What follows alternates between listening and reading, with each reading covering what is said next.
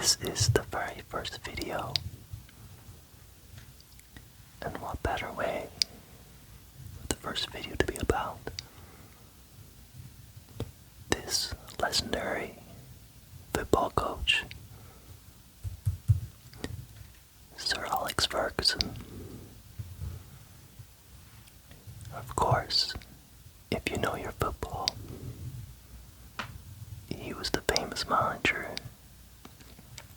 that had a lot of success with Manchester United, which of course is my favorite team.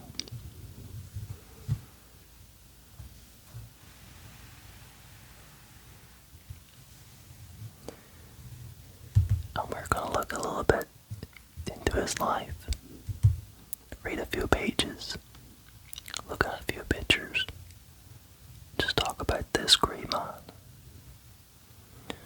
So, let's get started.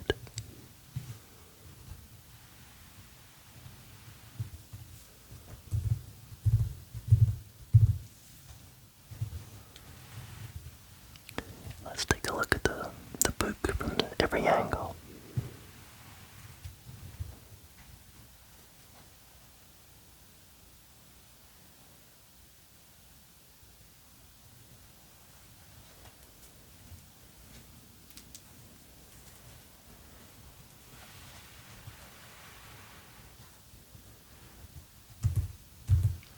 And this is such an iconic image. The famous man himself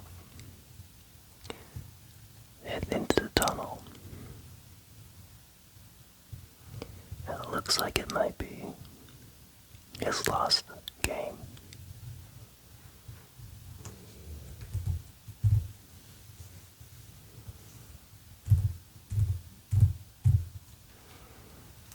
Okay.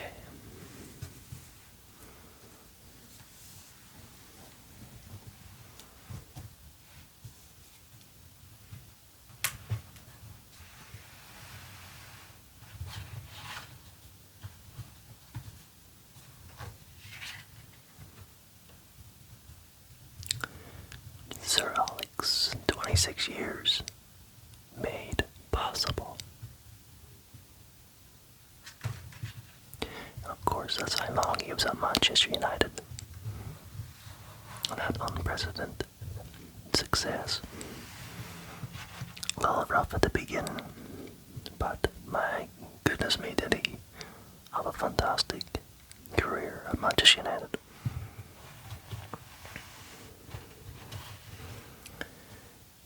So, let's take a look here.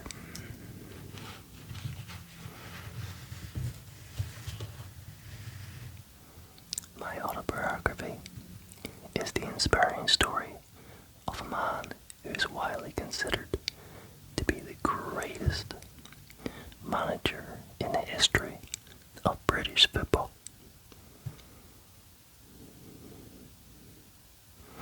Rich in anecdote and never short of forthright views, Sir Alex Ferguson's compelling story starts in Govan, a shipbuilding district of Glasgow.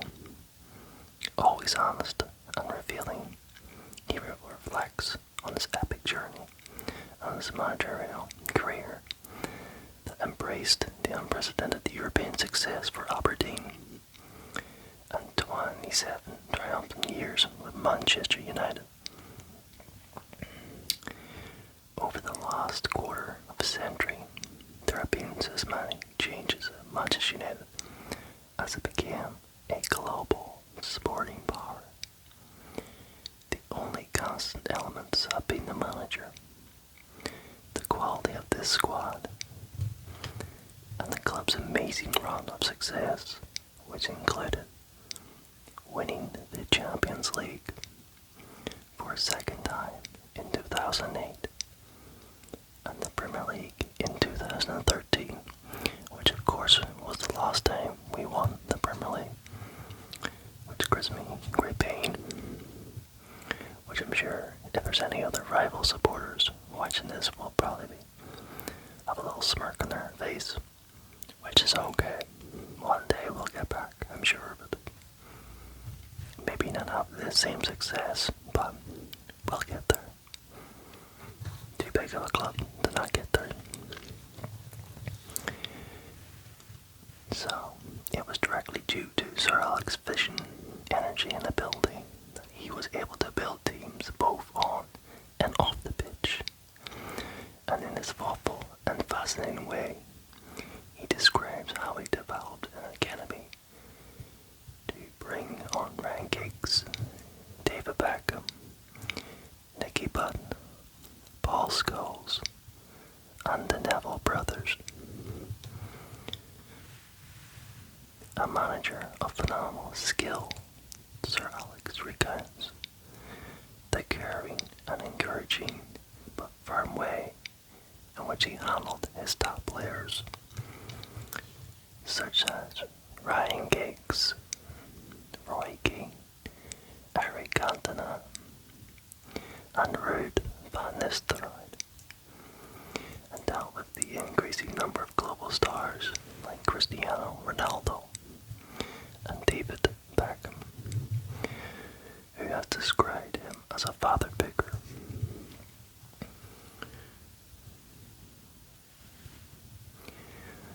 Often, though provoking, Sir Alex describes his great rivalries with Liverpool, Arsenal, Chelsea, and latterly Manchester City, and occasionally with some mischievous sense of humour. In evidence, his competitive relationship with Arsene Wenger and Jose Mourinho. Both the psychology of management and the detail of football strategy at the top level can be complex matters, but no one has explained them in a more interesting and accessible way but the general reader that Sir Alex does here.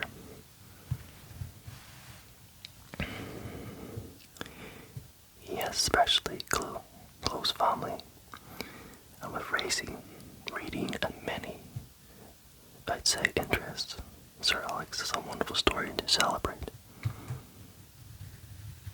His autobiography is revealing and endlessly entertaining, and above all, inspirational.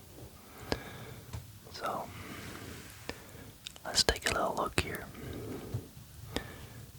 through this wonderful life that Alex Ferguson has had in world football.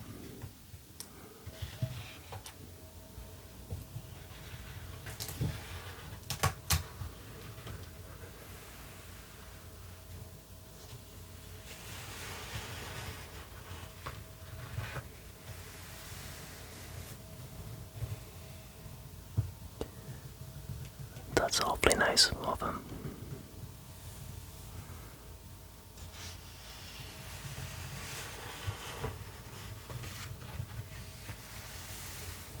So let's look at the contents.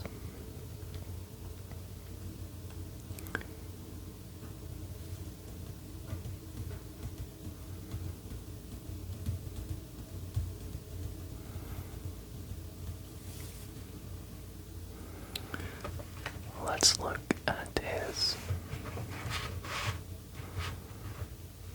Glasgow roots. So we're going to skip to 15.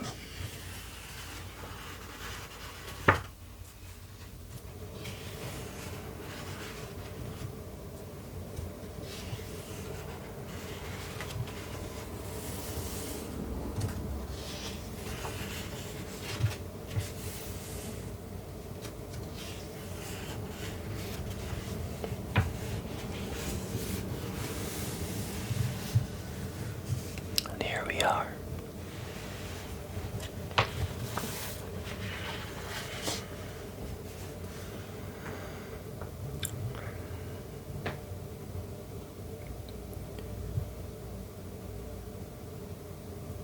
Okay.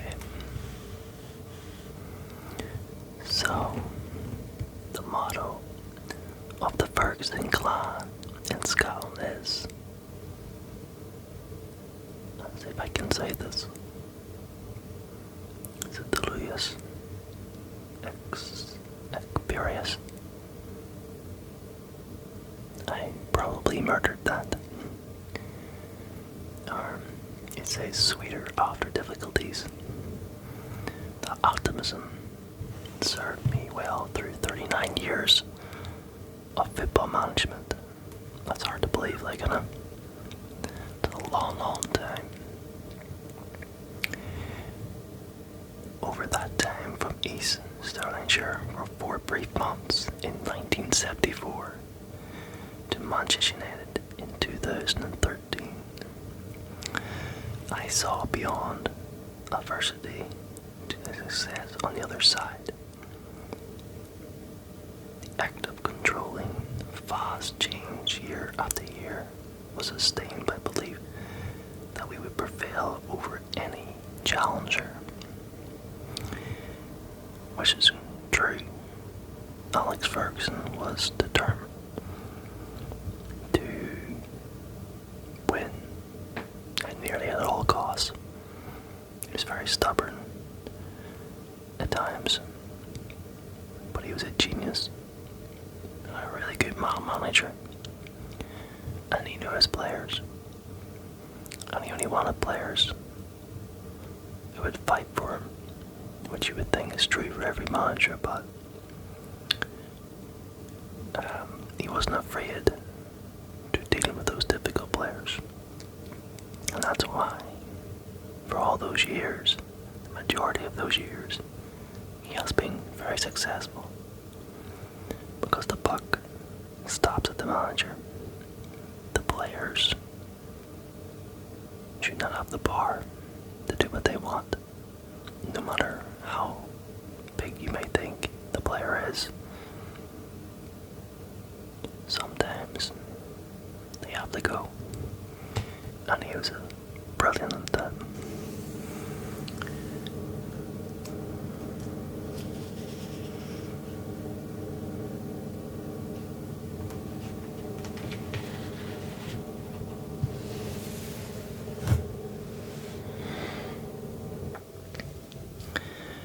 Years ago, I read an article about me that said Alex Ferguson has done really well in his life despite coming from Common. But the offending phrase is precisely because I started out in the shipbuilding district of Glasgow that I achieved what I did in football. Origin should never be a barrier to success. A modest start in life can be a help more than a hindrance. If you're examining successful people, look at their mother and father, study what they did.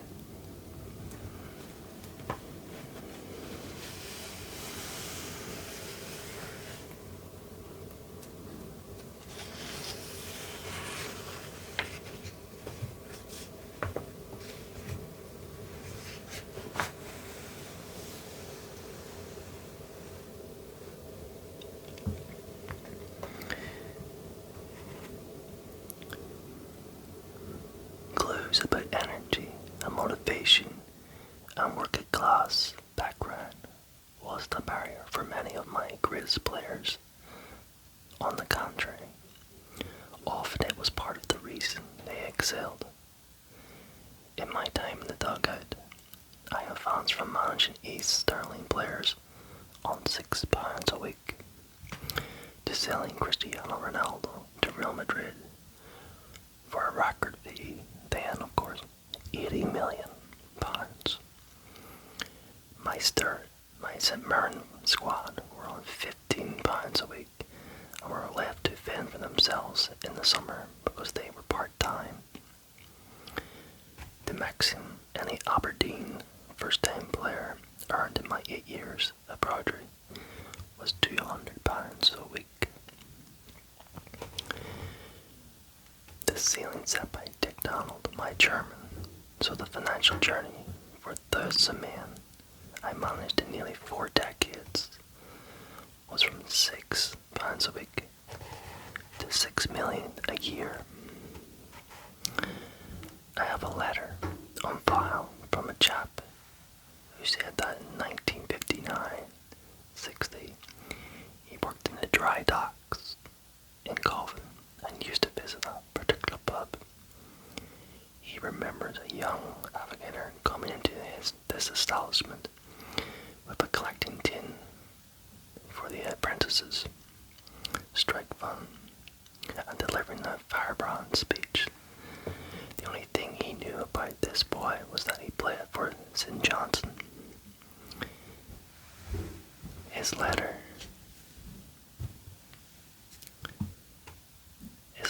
ended with a question. Was that you? At first I had no recollection of this visit to the political arena, but the note jogged in my memory, and eventually I recall going round the pubs in our area to raise money for a strike. I was not auditioning for a role in politics. To call my shouting a speech would embellish it with radical qualities it almost certainly lacked. I remember ranting on like an idiot after being asked to justify my request for money. Everyone would have been nicely lubricated and in the mood to hear the young fundraiser explain the cause he was advancing. So anyway, I could go on talking about his recollection of his time in Glasgow, and he has wonderful stories to tell. And I've already read this book, and I know his whole story. But let's take another look somewhere else. Let's go to more familiar territory with Alex Ferguson and check out the class of '92.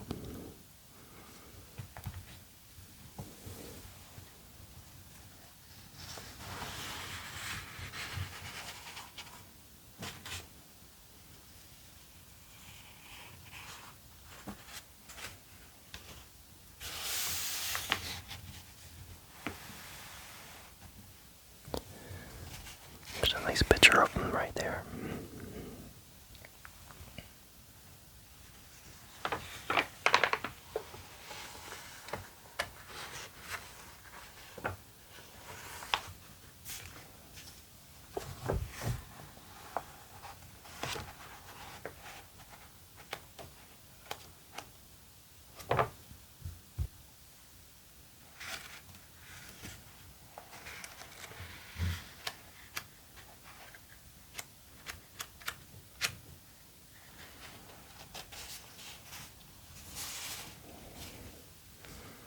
The class of '92.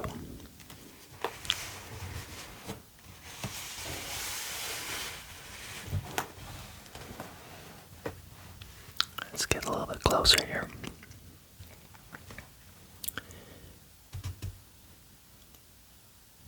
Okay, so each time a member of our great homegrown generational left the club, I would count those left. Two managed to stay to the end of my time. Paul Scholes and Ryan Giggs. Gary Neville almost made it through with me. Even now, I can visualize the six of them taking the mickey out of me. Taking the mickey out of each other as boys after training. Scholesy would try to hit the back of Nicky Butt's head with the ball, or Gary's head. More often, he was a devil for that. Those half-dozen young men were inseparable. And you know what? They were some of the best players to play for the club. They really were. And I wish we had a similar set of players right now at the club. Some would say we have a few, but I'm not quite sure. There is a lot of promising young men and players coming up through the ranks. The it might have a future, but it's early days still. Okay, so these were solid human beings, the sort you hated losing. They understood the club and its purpose. They would march with you, defend the principles on which we operated. Any parent would recognize that moment when a 21-year-old walks in and says they're going to buy their own place, or move in with their girlfriend, or take a job in some other town. They leave you. Football was the same for me.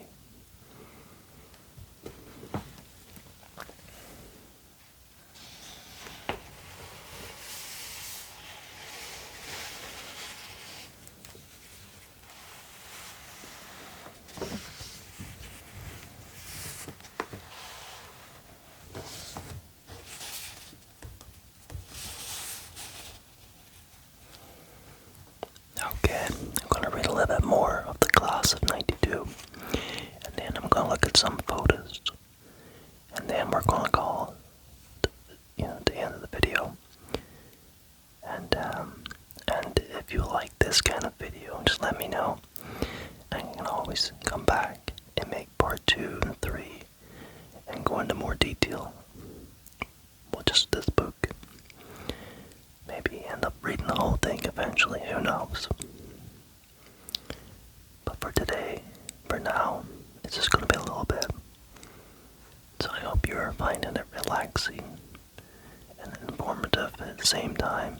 If you don't follow soccer or football, or whatever you want to call it, in particular Manchester United, I hope that maybe you're getting a taste of it and being intrigued and wanting to know more about it, so you can let me know. So let's read a little bit more of this famous class of 92.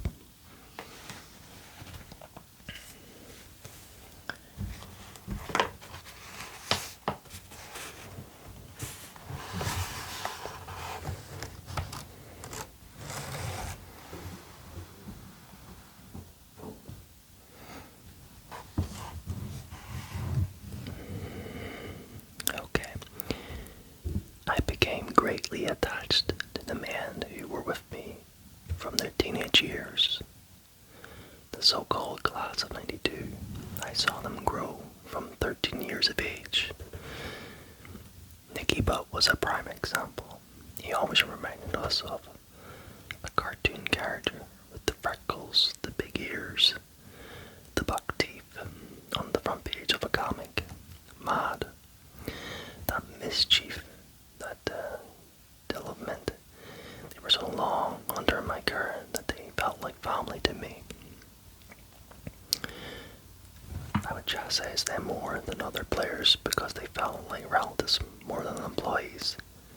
Nicky was always up to something, a jack the lad. He was also as brave as a lion and capable of shirking any challenge. He was one of the most popular players to have played at our club. He was a real Manchester lad, down to earth and mentally tough, like Philip Neville. Nicky reached the point where he wasn't playing often enough to satisfy his competitive urges. That prompted him to look elsewhere for openings, and once again, we let him go very cheaply for $2 million. Now guys, that is really, really cheap for a player like Nicky Butt. Since Manchester United is not doing too great today, it's hard to get top dollar prices. Let's say Manchester City or Liverpool.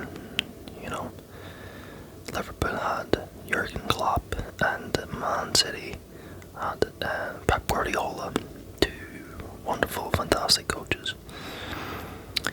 And their teams have won titles and whatnot in recent years, and they are some of the best clubs in the world, of course. A lot of their fringe players, or people would be on the bench a lot. I'm not saying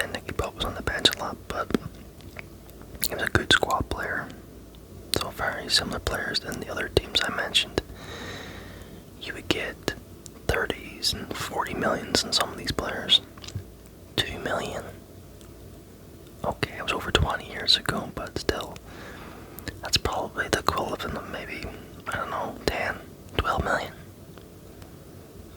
I don't know, something like that. I could be completely wrong, it could be cheaper than that. So that was nothing. Cheap as chips. I was sad he went because he was a good little player.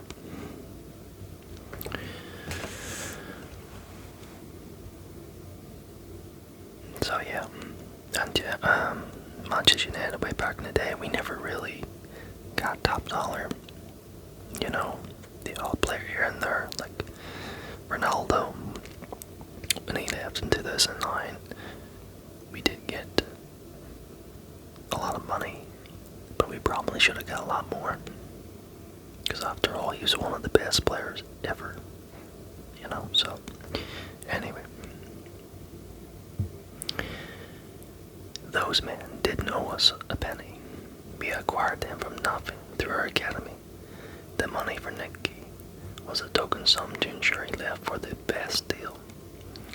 Right to the end of his playing days, he would refer to us as his club. Behind my back, I'm sure those lads resented bearing the brunt of my annoyance. Oh, me again, they probably thought, why don't you get me? Sorry, I'm going blind. Why don't you give him over there some? The first person I would give stick to was Giggsy. Bless him. As youngsters, they would never answer back.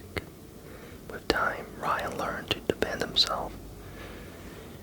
Nicky might also retaliate now and then, and Gary would have a go, but then Gary would answer his shadow back. He has to have an argument every day. He would be up at 6 o'clock with the papers, texting the law, or later Carn Shopald, our press officers. Have you read this in the Telegraph or the Times?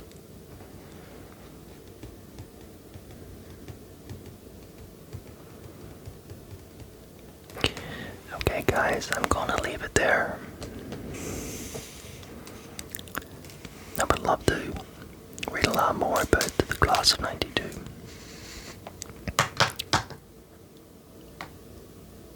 Okay, the book is really loud for some reason. But let's take a look at some photos before we end the video.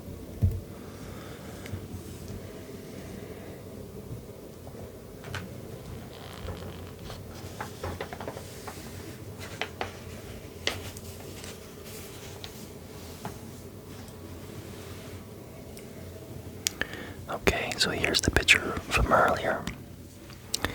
And it's Alex Ferguson, as we know. It says here,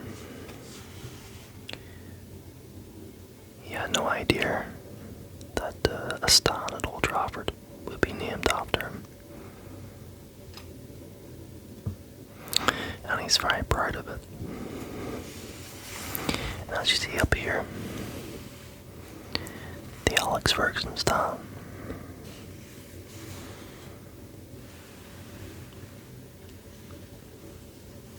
He deserved it. A real legend.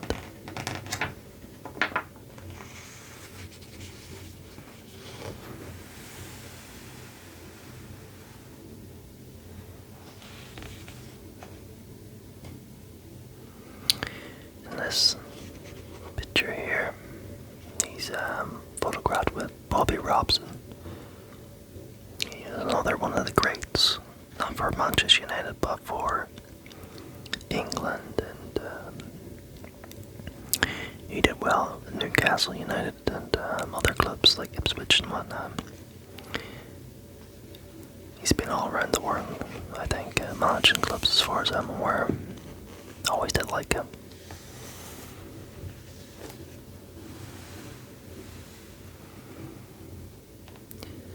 there's that famous win. Alex Ferguson with his Albertine team defeating the famous Real Madrid team in the European final in 1983, the European Cup Winners' Cup. And that is crazy. That is just out of this world to be able to do something like that. Of course, this Albertine team broke up the famous old firm, stopped their dominance in Scottish football for a little period of time. And that's all down to the great man himself, Alex Ferguson.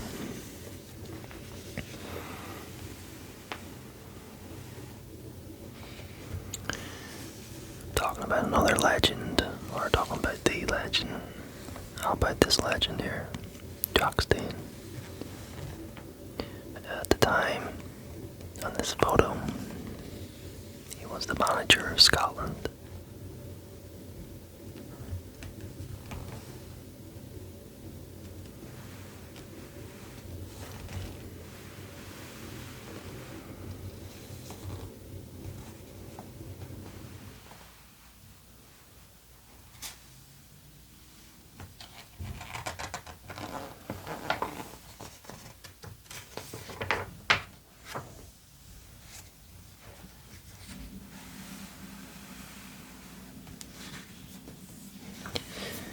Here we have the famous class of '92.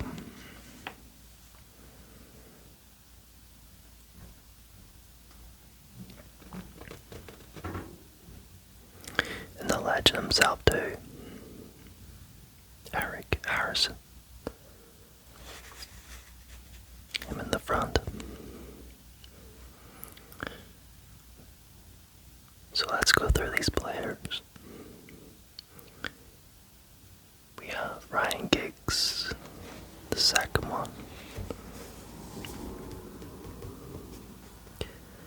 There's Nicky Butt that we mentioned. Or I mentioned, sorry. I'm not sure who this guy is. Do you know? Of course it's David Beckham. Gary Neville. His brother, Philip Neville. Probably one of my favorite players. We have the little ginger magician, Paul Scholes. And at the end here, there's a player that didn't really make it. Terry Cook.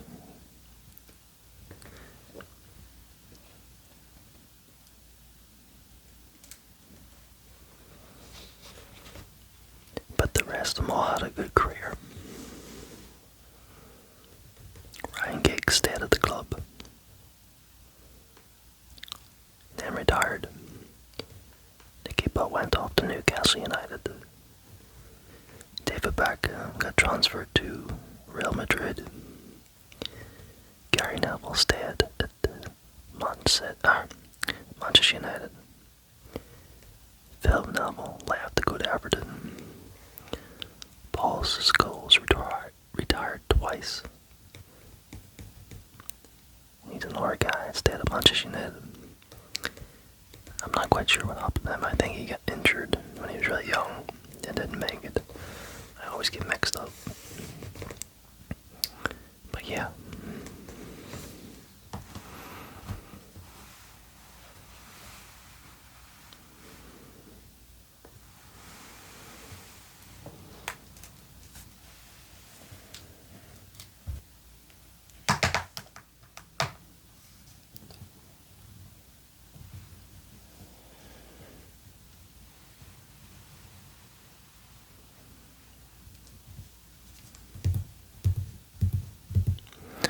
I hope you enjoyed this first video on this new channel.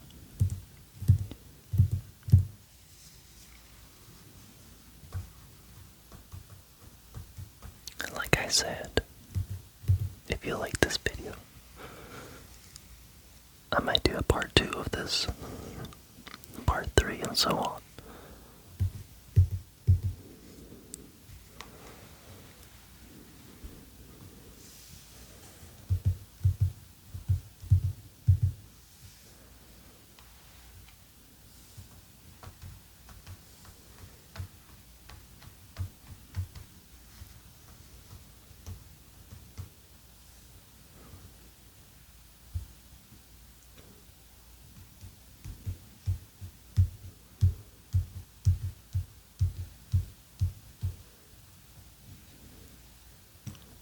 I'll be relaxing, and I'll see you again